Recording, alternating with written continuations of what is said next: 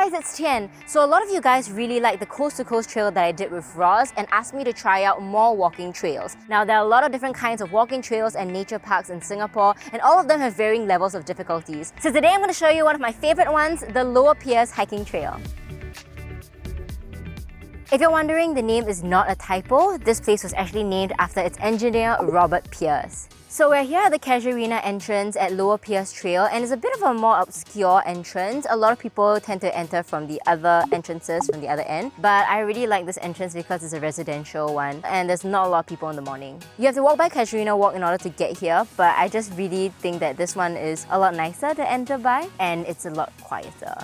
I usually start at the Casuarina Entrance, I walk to the Kallang River, and then I go back up to the Jacaranda Entrance. This walk is about 4 kilometers back and forth, and it usually takes me 1 hour. There is parking available along the road near the Casuarina Entrance, but if you're taking a bus, it's about a 5-minute walk in. The whole trail is sectioned into smaller trails, so our first stop will be the Hevea Trail.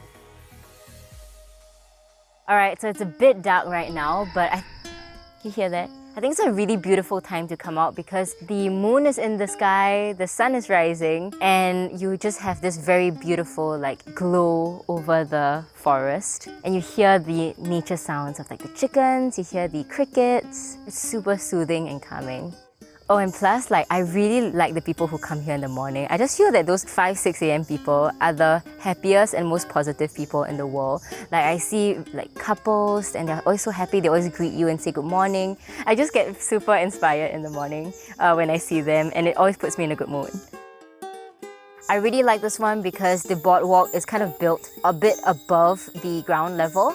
So it's not like you're going to be trekking mud, so it's very clean and easy. In fact, I've seen people walk this with slippers and it's totally fine. And I really love how lush the canopy is as well. So it doesn't feel like you're going to be exposed to a lot of sun. It's just very cooling.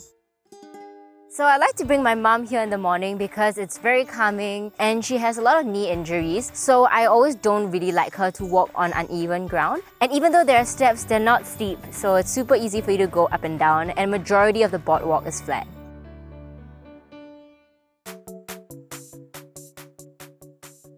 Basically in the morning when I walk, I don't like to bring a lot of things with me. I know when people go hiking, they should bring water bottles and towels and whatnot. Honestly, all I bring is my phone and my car keys or my wallet. In fact, I would like to eventually go walking without anything at all, without my phone and my wallet, and just walk freely like a lot of people do.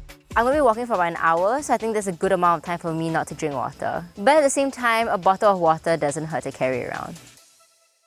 Alright, over here we have the Oncospermum Trail, and we finally hit the water. And what sets this apart from other trails is that there's not only a large body of water, but you also have a trail that is on top of the water, so you are able to, walk on top of it. It's just so pretty. This site never fails to amaze me. Every time I come to this spot, I'm always just so in awe at how beautiful nature is. When the light just touches the top of the green and you have that yellow and orange light on top, and then you see the calming, peaceful waters, and then there's pink clouds today. It's just a mishmash of very pretty elements. There's almost nowhere in Singapore that you'll be able to find something as picturesque as this.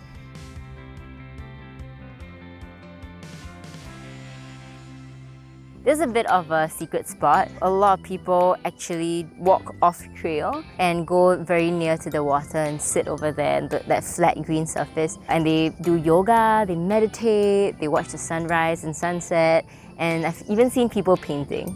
For people who want to come here, there is a no fishing sign, and this is the area that you might want to go and check out.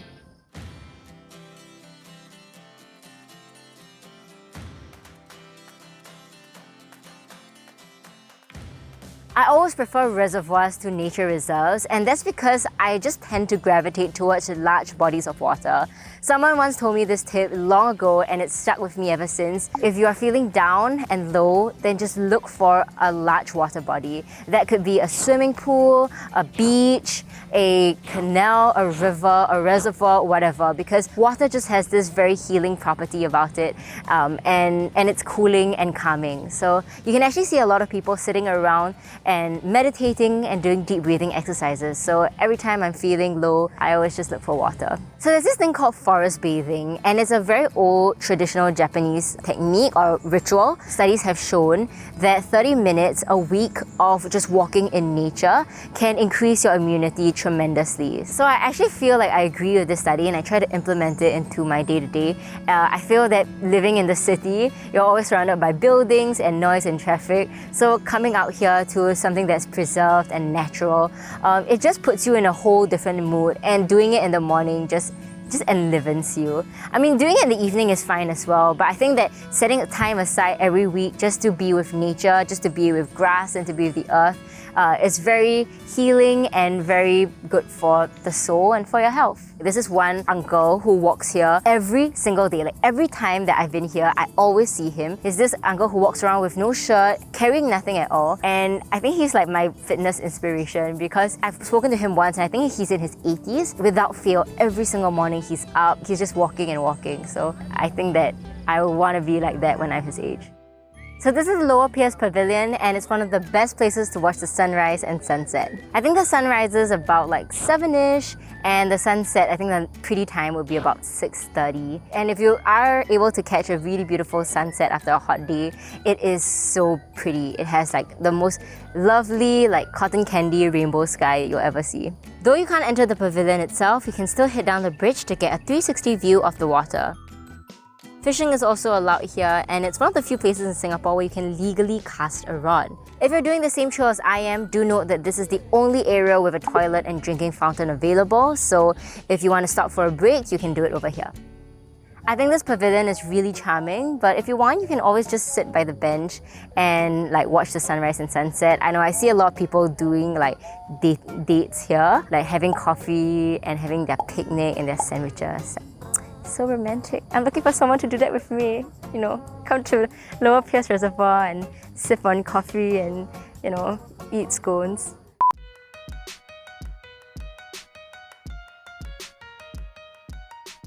When I get to this point, I usually walk all the way to the end, to the bridge, admire the view for a few seconds before turning around. If you look on the map, this place is also called Kallang River, which is so interesting because it's so far away from the Kallang River that we know now. So we're walking back now. We're going to walk towards the Jacaranda Entrance. We just walked past a group of people doing Tai Chi. It's a very spiritual morning, and they are here every single morning.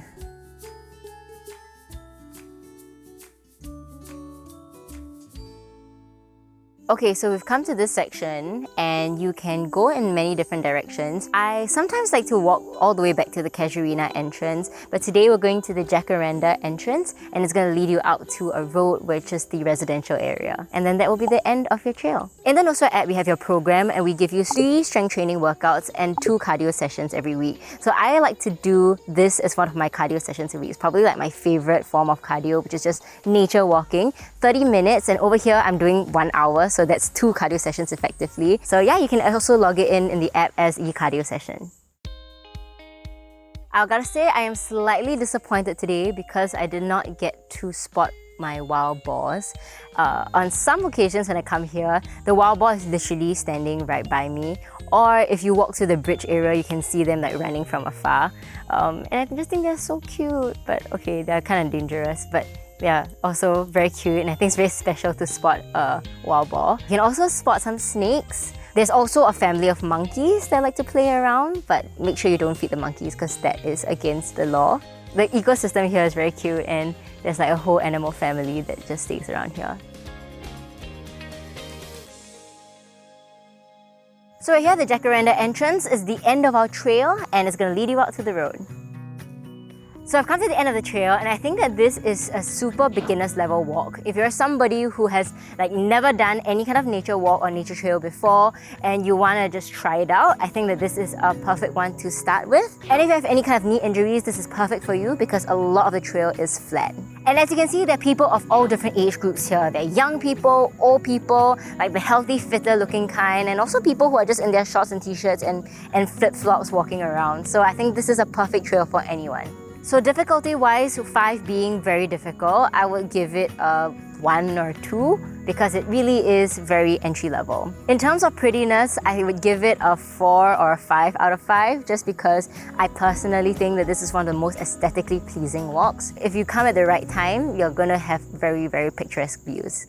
So that's all I have for you for today's video. I hope that this video has perhaps inspired you to take your cardios outdoors. And if you want to do your strength training indoors, then I highly encourage you to download the No Sweat app. With the No Sweat app, you get personalized workouts that are tailored to your fitness goals. You get one-on-one fitness assessments from me, and yes, I do personally respond to each and every one of your fitness assessments, access to live chats and live stream workouts, and even exclusive invites to our meet and greet sessions. The app is free to download and comes with a free 1-week trial workout program, after which you have the option of signing up for a yearly, quarterly, or monthly membership. And if you sign up for the yearly membership, we'll also give you a set of no sweat resistance bands for free. We also have a merch store where you'll find other useful supplements for your home workouts, so please head on over there to check them out. Lastly, please remember to give this video a thumbs up, click the subscribe button, and hit the little bell so you never miss a notification every time we post a new video. Or you can download the Clicknetwork app to watch our videos over there. I'll see you guys in the next one. Take care. Bye!